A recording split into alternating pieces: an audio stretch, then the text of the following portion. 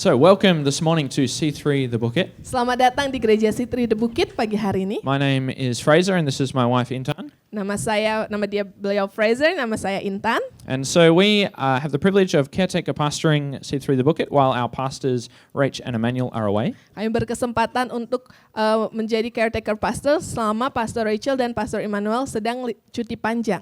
So, we want to say welcome to anyone who's here for the first time. A special welcome to you as well. Jadi selamat datang, terima kasih sudah bergabung bersama kami lagi hari ini. Wonderful.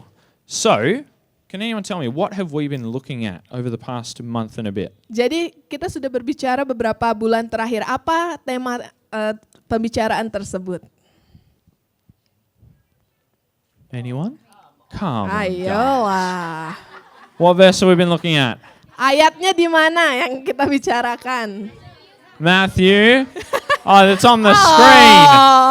Matthew 4 verse 19. Kita sudah berbicara dari Matius 4 ayat 19. Where Jesus says, "Come, follow me, and I will make you fishers of men." Dibilang sama Yesus, mari ikutlah aku akan kujadikan kamu penjala manusia. And so, does anyone else know what day it is today? What day do we commemorate the week before Easter Sunday? Jadi minggu ini adalah minggu apa? Seminggu sebelum hari Paskah. Palm Sunday. Minggu Palma. Minggu Palma. Yes. And so, since it is Palm Sunday, I thought let's have a look at the story of Palm Sunday. Jadi ketika ini adalah Minggu Palma, mari kita melihat cerita dari Minggu Palma tersebut. So we're going to open up into Matthew chapter 21. Kita akan membuka Matius 21. And so, at the start of the story that we call Palm Sunday now, Jesus asks two of his disciples to go and find a donkey. Di mana diminta pada hari itu, Yesus meminta muridnya untuk mencarikan seekor keledai. Not some big wonderful horse, Bukan kuda yang besar, not some dragon or something mythical and cool, bukan naga atau sesuatu yang mythical atau yang keren, but a donkey. tapi seekor keledai. And so, his two disciples, they go and find a donkey, Jadi kedua muridnya Tuhan Yesus mencari keledai ini, and they bring it back to Jesus. membawa And kembali kepada he Yesus. gets on, and we're going to pick up the story in Matthew 21, verse 8 through to 11. Lalu Yesus menaikinya dan mengendarai keledai tersebut. A very large crowd spread their cloaks on the road, while others cut branches from the trees and spread them on the road. The crowds that went ahead of him and those that followed shouted, "Hosanna to the Son of David! Blessed is he who comes in the name of the Lord! Hosanna in the highest heaven!" When Jesus entered Jerusalem, the whole city was stirred and asked, "Who is this?" The crowds answered, "This is Jesus, the prophet from Nazareth in Galilee." Matius 21 ayat 8 sampai 11. Orang banyak yang sangat besar jumlahnya menghamparkan pakaiannya di jalan. Ada pula yang memotong ranting-ranting dari pohon-pohon dan menyebarkannya di jalan.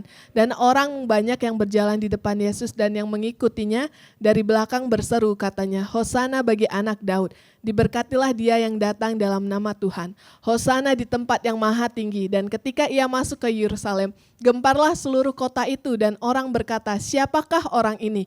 Dan orang banyak itu menyaut, "Inilah Nabi Yesus dari Nazaret di Galilea." What a scene, hey? Sebuah scene ya. Crazy.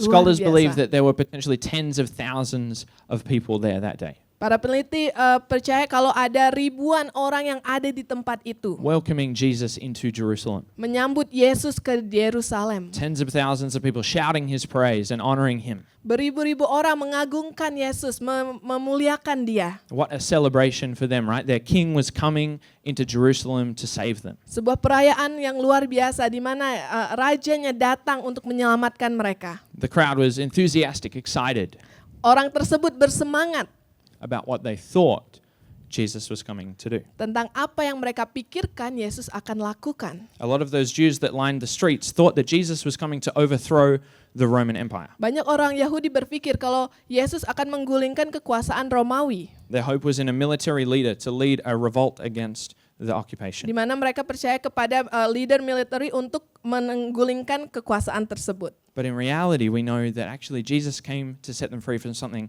much deeper. Tapi secara nyatanya kita tahu kalau Yesus datang untuk membebaskan mereka dari sesuatu yang lebih dari apa yang mereka pikirkan. That ultimately Jesus had come to set free his people from sin and death. Di mana pada akhirnya Yesus akan menyelamatkan anak-anaknya dari kematian dan dosa. And so most of the people in this crowd, they were welcoming Jesus, but with the hope that he was a military leader. Di mana orang-orang yang berkerumun ini punya pemikiran yang berbeda daripada apa yang Yesus pikirkan. With the hope that he would fix their physical problems. Dengan harapan kalau Yesus akan datang untuk menyembuhkan secara fisiknya mereka. And so if we look later in the story of Jesus, we can ask the question, how many of these people were actually following Jesus? Tapi di akhir cerita ini kita mungkin punya pertanyaan, berapa sebenarnya orang yang benar-benar mengikuti Yesus setelah itu? How many of them actually had hope that he would set them free from sin? Berapa banyak orang yang berharap kalau Yesus akan membebaskan mereka dari dosa mereka? How many of them were actually putting into practice his teachings? Berapa banyak orang yang sebenarnya melakukan apa yang sudah Tuhan ajarkan? How many of these people were really following Jesus? Berapa banyak orang yang benar-benar mengikuti Yesus? Well, the story of Jesus would suggest that not all that many.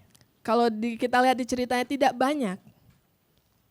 There was a lot of people in this crowd that had put their hope in the wrong thing. Banyak orang yang menaruh harapan mereka pada harapan yang salah. Their hope was in what they thought Jesus was going to do. Mereka berharap sesuai dengan apa yang mereka mau yang harapkan. But in reality, it really was the ultimate triumphant, victorious entry into the city. Tetapi itu adalah mereka menyambut suatu hal yang luar biasa. That by the end of this week, Jesus would win the victory he came to win. Di akhir minggu tersebut, Yesus memenangkan pertarungan yang benar-benar akan ia menangkan. Just not in the way that the crowd expected. Bukan sesuai dengan apa yang orang-orang itu pikirkan. That Jesus would defeat sin and death. Yesus mengalahkan dosa dan kematian. That he would set humanity free of addictions. Dia memberikan kemanusiaan kelepasan daripada kecanduan And that he would mereka. bring healing and restoration to people. Membawa kesembuhan dan pemulihan kepada orang-orang tersebut. And so this is what we remember and celebrate over Easter time. Dan ini yang kita rayakan di Hari Raya Paskah.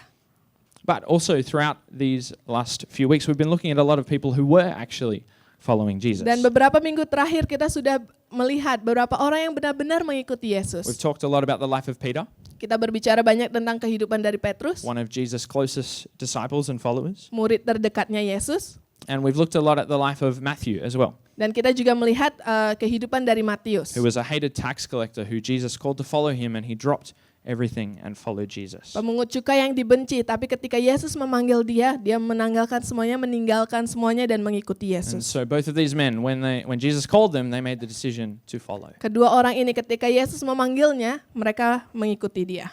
And as we've talked about, that this same call that Jesus called them with, he now calls us today. Sama seperti panggilan yang Tuhan berikan kepada para muridnya, dia juga memanggil setiap kita. That he called them to become fishers of men, and he calls us to become fishers of men. as well. Mereka dipanggil untuk menjadi penjala manusia, Tuhan juga panggil kita untuk menjadi penjala manusia. And so to become fishers of people means that we are people that share the love of Jesus. Menjadi seorang penjala manusia artinya kita membagikan kasihnya Tuhan. That we live in a way that brings other people to know Jesus and to follow Jesus. Membawa orang lain untuk hidup mengenal Yesus. That we talk about the good things that Jesus has done in our lives. Membicarakan apa hal-hal baik yang sudah Tuhan berikan dalam hidup kita. That we tell people what Jesus or what life with Jesus is like. Memberitahu orang lain bagaimana hidup kita bersama dengan Yesus. We tell people about the freedom that we have in Jesus. Membicarakan kebebasan yang sudah kita terima di dalam Yesus. About the purpose and the love that we have inside of us as we follow Jesus. Tujuan dan juga harapan yang sudah Tuhan berikan di dalam hidup kita. And so if we go a little back into the Gospel of Matthew, we're going to look at chapter 9. Kalau kita kembali lagi ke kitab Injil Matius, kita bakal baca di pasal 9. And so it is an account of the disciples being prepared to begin working as fishers of men. Di mana para murid-muridnya dipersiapkan untuk dikirim However, keluar. in this story, Jesus changes his metaphor a little bit, and he, instead of making it about fishing, makes it about farming. Di mana metaforanya dirubah sedikit, bukan menjadi seorang penjala manusia tetapi menjadi petani. So we look at Matthew 9 verse 35 to 38. Mari kita lihat Matius 9 ayat 35 sampai 38. Jesus went through all the towns and villages, teaching in their synagogues, proclaiming the good news of the kingdom and healing every disease and sickness. When he saw the crowds, he had compassion on them, because they were harassed and helpless, like sheep without a shepherd. Then he said to his disciples, "The harvest is plentiful, but the workers are few. Ask the Lord of the harvest, therefore, to send out workers into his harvest field." Matius 9 ayat 35 sampai 38. Demikianlah Yesus berkeliling ke semua kota dan desa. Ia mengajar dalam rumah-rumah ibadat dan memberitakan Injil Kerajaan Sorga serta melenyapkan segala penyakit dan kelemahan. Melihat orang banyak itu, tergeraklah hati Yesus oleh belas kasihan kepada mereka karena mereka lelah dan terlantar seperti domba yang tidak bergembala. Maka katanya kepada murid-muridnya, tuaian memang banyak tetapi pekerja sedikit. Karena itu mintalah kepada Tuan yang empunya tuaian supaya ia mengirimkan pekerja-pekerja untuk tuaian itu. So we can see Jesus' heart for the people that were with him. Kita bisa lihat Yesus hatinya tergerak untuk orang-orang yang ada di sekitarnya. He had compassion on them, not just because they were sick, but because they were lost and broken. Tuhan berbelas kasihan kepada orang-orang tersebut bukan hanya karena mereka sakit, tapi mereka hilang, mereka tersesat. Jesus looked at the crowd and saw that their hearts were desperate for healing and restoration. Di mana Yesus melihat hati mereka ingin mempunyai sebuah pemulihan terjadi dalam hidupnya. He didn't only see the physical problems that they have, but the deeper problems. Yesus tidak hanya melihat apa yang secara fisikal saja, tetapi lebih dalam lagi di dalam hati mereka. Jesus saw that these people, they were helpless beyond just physical situation, but they were helpless. Di mana mereka memerlukan sebuah pertolongan. And what is his response? Dan bagaimana responnya Yesus? It's not just to say, oh, that's sad and move on. Bukan hanya sekadar, oh ya kasihan lalu berlanjut kemudian. But Jesus encourages his disciples that this crowd is filled with people who are ready to receive him and ready to be healed by him. Di mana Yesus menyemangati para muridnya, kalau lihatlah orang-orang ini, mereka siap untuk menerima Tuhan. This crowd is filled with people who are ready to follow him. Di mana orang-orang ini siap untuk mengikuti Yesus. And so Jesus sees the need of the crowd and he responds. Di mana Yesus melihat apa yang diperlukan dan meresponinya. And so this is our first point for this morning, that we see the need and respond. Dan ini adalah poin pertama kita, lihat apa yang diperlukan dan meresponinya. And so in the very next verse, if we look at the start of Matthew chapter 10, the section is titled, Jesus sends out the 12 disciples. Di mana dibilang Yesus mengutus para murid-muridnya. Jesus sees the need of this crowd and realizes that there needs to be a plan to reach them. Tuhan Yesus melihat kebutuhan orang tersebut dan mengutus para muridnya. And so he puts that plan into practice straight away. Dan dia merencanakan lalu langsung dilakukan. He doesn't move on and do something else first, but he puts the plan into practice. Dia nggak cuman berpikir habis itu pergi ke tempat yang lain, tetapi langsung melakukannya. And personally, I find this so challenging. Dan ini sangat mengingatkan saya. That often when I see people in circumstances like this, I don't stop to help. Mungkin terkadang ketika saya melihat orang yang memerlukan bantuan, terkadang saya tidak stop untuk membantu. Maybe I feel bad for them inside and then maybe smile at them or say hello, but it doesn't move me to change or to help them. Di dalam hati saya mungkin saya merasa tergerakkan, tetapi respon saya tidak sepenuhnya. Saya mungkin hanya tersenyum dan bilang menyapa mereka. I work in a primary school, and so daily I see people who are dealing with all sorts of problems and feeling helpless. Di mana saya bekerja di sekolah, saya lihat setiap hari banyak orang yang memerlukan bantuan. Kids who aren't being loved by their parents. Mungkin anak-anak yang tidak merasakan kasih dari orang tua mereka. Kids who come from broken families. Anak-anak yang mungkin berasal dari keluarga yang rusak. Kids who are broken-hearted. Di mana hati mereka rusak. And so I was particularly challenged by this on Friday. Dan saya diingatkan di hari Jumat. When at lunchtime I was told that I had a new roster to do. Di hari Jumat saya dikasih tahu Love it. kalau saya punya jadwal tambahan yang harus saya lakukan. And I was not happy about this because I'd just done 2 rosters on Thursday, so why am I doing another one on Friday? It's not fair. Dan saya tidak senang karena di hari Kamis saya sudah mempunyai 2 roster. Kenapa hari Jumat saya punya roster lagi? And so I begrudgingly went upstairs to the place where I was meant to look out. Dan saya bersungut-sungut melakukan tugas tersebut, naik ke lantai atas di mana saya harus mengawasinya. And I was standing there like this and I was like, come on, what is this about? This is rubbish. Saya berdiri seperti ini dan saya, kenapa harus seperti ini? Ini rubbish. It's hot, I'm hungry, I want to sit in the air conditioner and not do this. Panas, saya lapar, saya harus duduk di tempat yang ber-AC, tapi ternyata saya harus di sini And sekarang. so I'm standing there like that, watching the kids play soccer downstairs. Dari atas saya bisa lihat anak-anak bermain bola saya melihat dari atas seperti itu, tapi tetap bersungut-sungut. When this year 3 boy comes up the stairs and says he wants to get his water bottle. Dan salah satu anak kelas 3 naik ke atas, dia mau mengambil air minumnya. And so he goes over to his bag, grabs his water bottle out, and then he comes and stands behind me like this. Dan anak tersebut ambil botol minumnya, terus setelah itu berdiri di belakang Fraser seperti ini. And he looks up at the roof of the building. Dan dia lihat di atap di bangunan tersebut. And he's like, Mr. Fraser, why do you think they've made the building like this? Dan anak tersebut tanya, Mr. Fraser, kenapa mereka membangun bangunannya seperti ini? Kids ask some random questions sometimes. Man. Kadang-kadang anak-anak tanya pertanyaan yang random ya. And I was like, I have no idea, man. I have no idea. Fraser bilang, saya nggak tahu. And in that moment, I felt that I needed to connect with this boy. Dan di momen itu saya merasa kalau saya harus berkoneksi dengan anak ini. That I needed to encourage him and have a conversation with him. Untuk menyemangati anak ini dan berbicara kepada dia. This boy, he has some troubles at school. He is very misunderstood by his classmates, and so he finds it really hard to make friends at school. Anak tersebut sering punya masalah dan sering disalah mengertikan oleh teman-teman sekelasnya, jadi sulit buat dia untuk berteman. And so I asked him how he was going. Dan saya tanya bagaimana kabarnya dia. And he started opening up to me and telling me about all the things that he likes to do, and yeah, it was awesome. Dia mulai terbuka dengan saya, berbicara apa yang dia nikmati untuk dia lakukan. And so I got to encourage him in the things that he enjoyed doing. Dan saya bisa menyemangati dia kepada sesuatu yang dia senang lakukan. And so God gave me an opportunity in that time to speak encouragement into this young boy's life. Di mana saat itu Tuhan memberikan saya kesempatan untuk menyemangati anak ini. And so I was able to be led by Holy Spirit in this time to encourage him. Saya bisa dipimpin oleh Roh Kudus untuk menyemangati anak ini. And to respond to the need that this boy had. Untuk meresponi apa yang diperlukan oleh anak ini.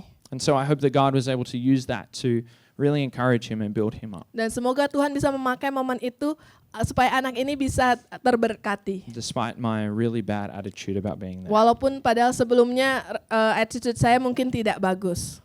But how many people do we see in this world that are in similar situations? Tapi berapa banyak orang yang kita lihat di dunia kita yang berada dalam situasi yang sama? People who are hopeless and helpless. Orang-orang yang perlu bantuan. People who feel lost and don't know who they are, don't know their identity. Orang-orang yang bingung, tidak tahu identitas mereka. People who are so lonely. Orang-orang yang merasa sendiri, kesepian. People who are anxious and depressed. Orang-orang yang khawatir dan depresi. People who are addicted to all kinds of things. Orang-orang yang kecanduan dengan banyak hal. I've been reading a little bit about this, and the suicide rate here in Bali is higher than it's ever been. Di mana And in the kita world as lihat, well. saya beberapa minggu ini membaca kalau kasus bunuh diri banyak tertinggi di beberapa waktu sebelumnya. That we all know people in our workplaces, in our schools, in our universities. Kita tahu orang-orang di sekitar kita, di sekolah kita, di tempat pekerja kita. Or even in our own families that feel lost and broken, much like this crowd that Jesus was talking about. Atau di dalam keluarga kita yang mungkin merasa mereka tersesat. And so what is our response to these people? Tapi bagaimana respon kita kepada orang-orang ini? Is our response the same as Jesus? Apakah respon kita sama seperti Yesus? That Jesus calls us to pray for workers and to become workers in his harvest field. Di mana Yesus meminta kita untuk berdoa untuk pekerja-pekerja tersebut untuk memanen, menuai. Jesus calls us to become fishers of people in this Tuhan way. memanggil kita untuk menjadi penjala manusia. And there are people who are in need of healing that Jesus can bring. Di mana orang-orang memerlukan kesembuhan dari Yesus. There are people who are in need of freedom that Jesus can bring. Di mana orang-orang memerlukan kebebasan yang diberikan oleh Yesus. There are people who are lost and without identity that Jesus can help and Di mana save. orang-orang yang tanpa identitas Tuhan bisa bantu. And so the call to be fishers of men also means that we are workers in the harvest field. Di mana kita menjadi penjala manusia, tapi kita juga menjadi pekerja di ladang tuaiannya. Much like Pastor Cherry shared last week in her first point, that we need to find the fish. Di mana dibilang sama Pastor Cherry minggu lalu, kita harus cari ikannya. And that Jesus, he found these people, he found this crowd that were with him. Tuhan menemukan orang-orang yang ada bersama dengan dia. And he helped them. Dan Yesus membantunya. And this is who Jesus is and who Jesus calls us to be as well. Dan itu adalah Yesus, dan Yesus juga memanggil kita untuk melakukan hal yang sama. That Jesus sees the needs of these people and he responds. Yesus melihat apa yang diperlukan oleh orang-orang ini dan meresponinya. And as we look around in our community here and all across Bali, that the people in Bali are much like the crowd that Jesus is talking about here. Di mana kita lihat orang-orang di sekitar kita, banyak orang-orang yang mungkin sama seperti kerumunan orang yang datang kepada Yesus ini. People who are harassed and helpless, people who are lost without identity. Di mana orang-orang tersebut tersesat, terhilangkan, tidak tahu identitasnya.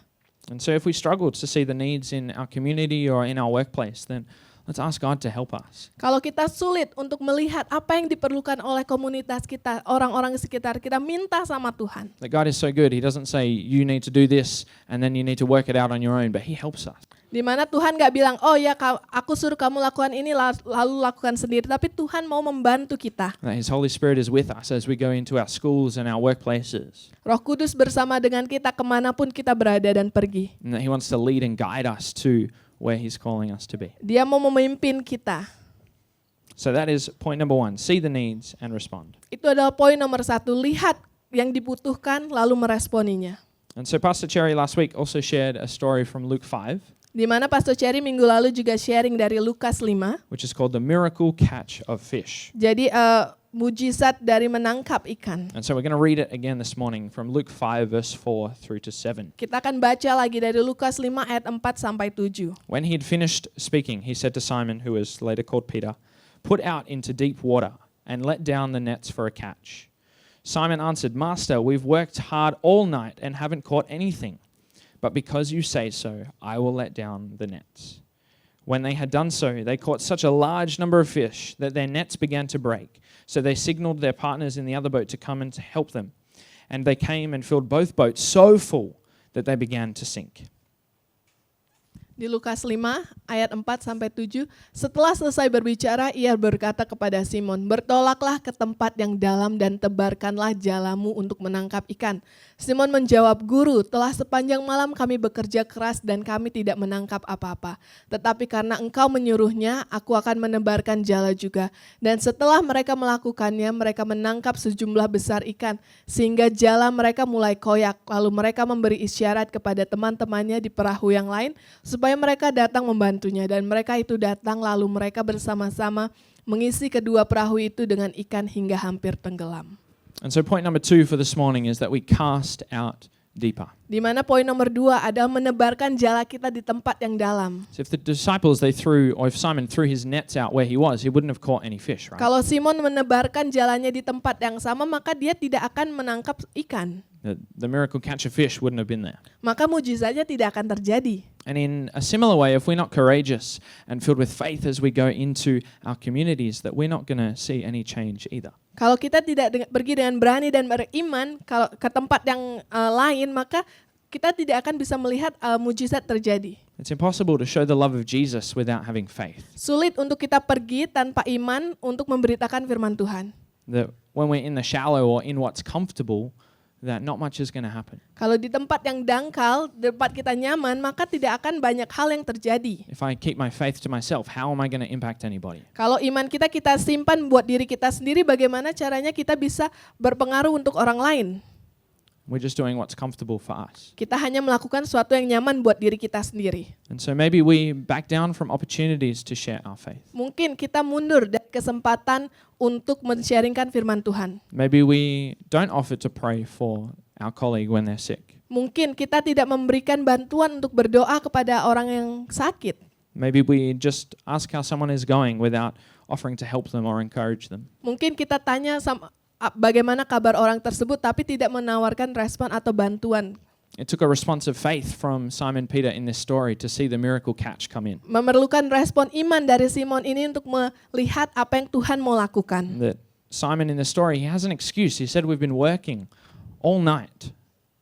But he says, "Because you said so, we will do it." Di mana Simon bilang, "Tuhan, aku udah bekerja sepanjang malam, tetapi aku akan lakukan seperti apa katamu." And so it takes a response of faith in us in order to see people come to know Jesus. Di mana perlu kita meresponi iman kita supaya kita bisa melihat orang untuk mengenal Yesus. It takes a response of faith in order to see the catch come in or to see the harvest come in. Di mana memerlukan respon iman supaya kita bisa melihat tuaian itu terjadi.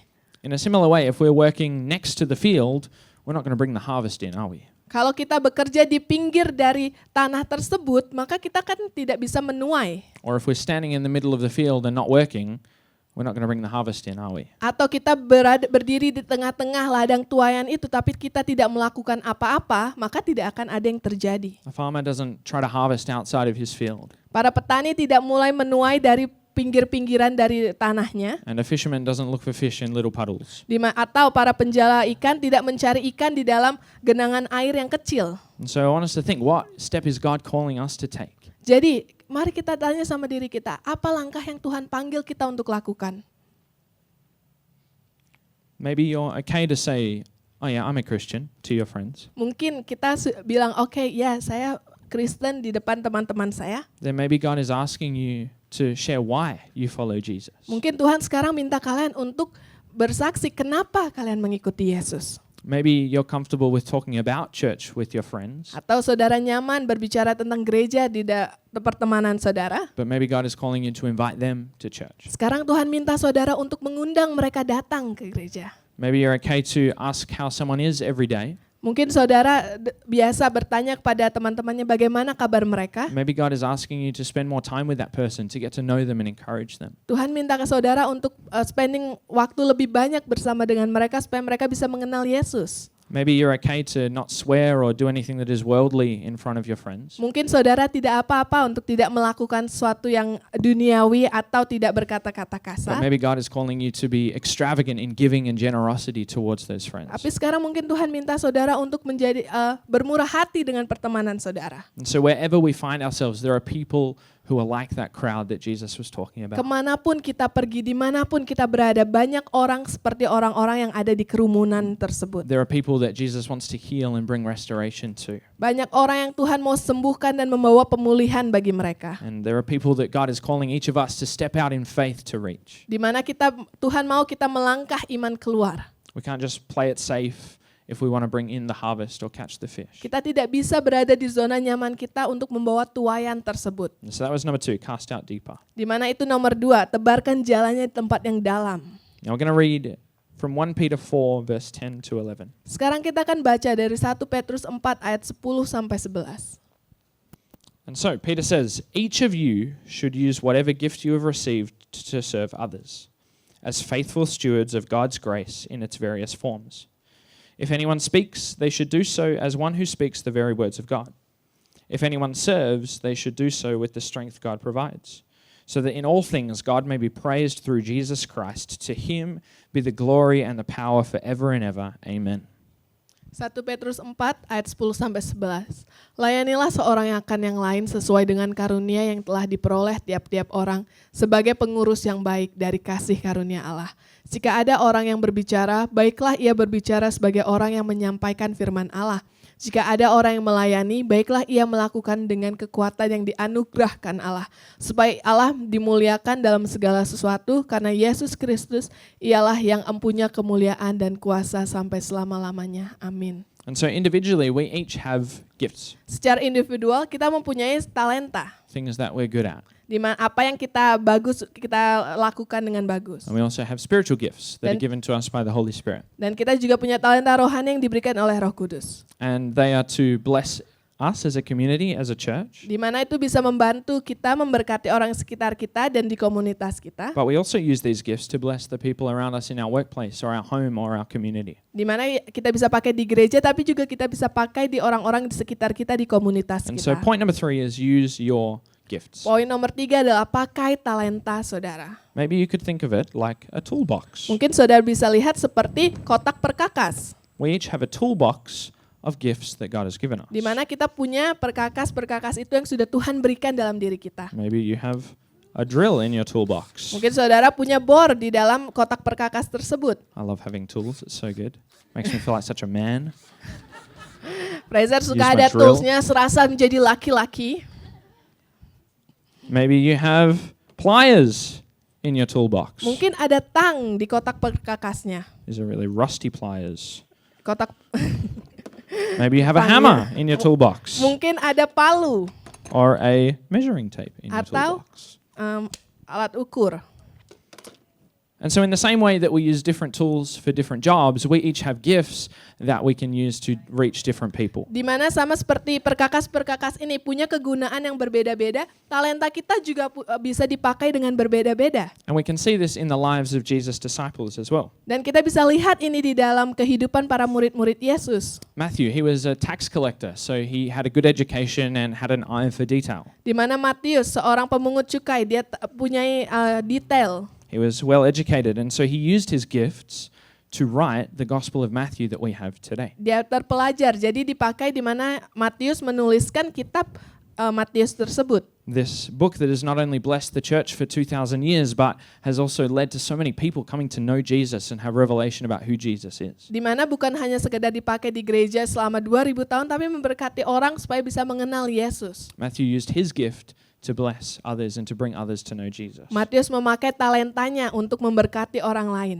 If we look at Peter when he was empowered by the Holy Spirit on the day of Pentecost, Kalau kita lihat Petrus di mana dia dipenuhi oleh Roh Kudus di hari Pentakosta. he used the gift of communication that the Holy Spirit had given him to get up and speak in front of thousands of people and lead 3,000 people to come to follow Jesus. Di on mana that dia day. pakai talenta berkomunikasi untuk membawa orang-orang untuk mengenal Yesus dan 3.000 orang diselamatkan di hari itu. And so we each have gifts that God has called us to use as we are fishers of people. Setiap kita punya talenta di mana bisa kita pakai untuk memuliakan nama Tuhan. Maybe you have a gift for hospitality. Mungkin saudara punya talenta keramah tamahan. You can invite people over for coffee or dinner and share Jesus' love with them in that way. Bisa mengundang orang lain untuk mungkin makan malam atau kopi dan berbicara tentang Tuhan Yesus. Could use a gift of encouragement to encourage someone in what they're doing. Kalau kita bisa encourage atau menyemangati, menguatkan orang lain. You could, if you're good at cooking, you could cook someone a meal when they're going through a hard time and don't have time to cook. Jika saudara bisa memasak, saudara bisa masak untuk orang lain. Kalau sedang sakit, saudara bisa masakan mereka. If you're good at playing an instrument, you could use music to bless people and to bring joy into people's lives. Bisa pakai talenta memuji Tuhan dalam bermain musik untuk memberikan joy dan sukacita buat orang lain If you're juga. gifted to serve, then you could help someone out with something that they need to do. Kalau kita punya talenta melayani, kita bisa melayani orang lain, membantu orang lain. That we've each been gifted to serve others. Setiap kita punya talenta di mana kita bisa melayani Tuhan dan juga melayani orang di komunitas kita. But if we don't use these gifts, they go to waste. Tapi kalau kita nggak pakai talenta ini, maka sia-sia saja. They become like my very rusty pliers here. Jadi kayak Very hard to use. itu rusty pliers, tang yang berkarat. Yeah, book out. They become harder to use, right? Susah untuk dipakai. These are really hard to use, especially with one hand. Susah untuk dipakai, apalagi kalau satu tangan. And so if we don't use our gifts to bless others or to serve others, then they become like those pliers, harder to use. Kalau kita nggak pakai talenta itu untuk memuliakan Tuhan dan orang lain, maka sulit jadi berkarat seperti tang tersebut. But as we use the gifts that God has given us to serve others, Ketika kita pakai talenta kita untuk melayani Tuhan dan melayani orang lain, then we can trust that God will bring people to know Him through those gifts. Tuhan akan pakai pelayanan tersebut supaya bisa membawa kemuliaan buat Tuhan dan mengenal Tuhan. That God hasn't just given us these gifts so that we can look good or whatever, Tuhan nggak berikan kita talenta supaya kita kelihatan bagus saja. but He's given us these gifts to use to bless others and to Dimana- bring others to know Him and to follow Him. Tuhan berikan kita talenta untuk membuat orang lain bisa mengenal Tuhan dan juga melayani orang lain. And so that is number 3, use your gifts. Yang itu nomor 3, pakai talenta kita. So can we, as a church, be people like the disciples? Jadi marilah kita menjadi orang-orang seperti murid-murid Yesus. Maybe not like Judas, though. Jangan seperti Judas. People that didn't just give Jesus lip service and praise, Tuhan, di mana para murid-murid ini nggak cuma mengagungkan dan hidup buat dia saja, but people that actually follow Him. tapi benar-benar mengikuti Yesus. People that allow Him to transform them. Membiarkan Tuhan Yesus untuk mentransformasi hidup mereka. People that become fishers of men. Menjadi orang-orang yang menjadi penjala manusia. That Jesus is calling us to step out of that big crowd Keluar dari zona nyaman kita, keluar dari kerumunan orang tersebut. and to become genuine followers of Him. Dan menjadi orang-orang yang benar-benar mengikuti dia. That on Palm Sunday there were so many people singing praises, but very few actually following. Sama seperti di Minggu Palma itu banyak orang yang mengagungkan, menyambut Yesus, tapi hanya sedikit yang mengikutinya. That Jesus is not just calling us to show up when things are good or we feel good, Tuhan gak minta kita datang hanya kepada saat waktu yang semuanya baik-baik saja, but to be committed followers despite the consequences and the things that are going on in our lives. tapi mengikuti Dia terus-menerus, tidak peduli dengan situasi atau apapun yang terjadi. To be fishers of men and harvesters in the field. Menjadi penjala manusia dan pekerja di ladang tuayan. And just as Jesus himself walked into Jerusalem, Sama seperti Yesus berjalan di Yerusalem, that we now carry Jesus into the cities and the places that we go. kita membawa Yesus di hati kita kemanapun kita pergi. And so the crowd that surrounded and celebrated Jesus' arrival was huge, Jadi banyak orang yang datang menyambut Yesus saat itu. loud and enthusiastic, Dengan suara keras, dengan sangat bersemangat. but about the wrong thing. Tetapi dengan hal yang salah. They put their hope in their own idea rather than God's idea and God's plan. Mereka taruh pikirannya, idenya kepada hal yang salah. Bukan seperti apa yang Tuhan mau lakukan. Just as Jesus said, the harvest is great, but the workers are few. Di mana tuayannya banyak, tetapi pekerjanya sedikit.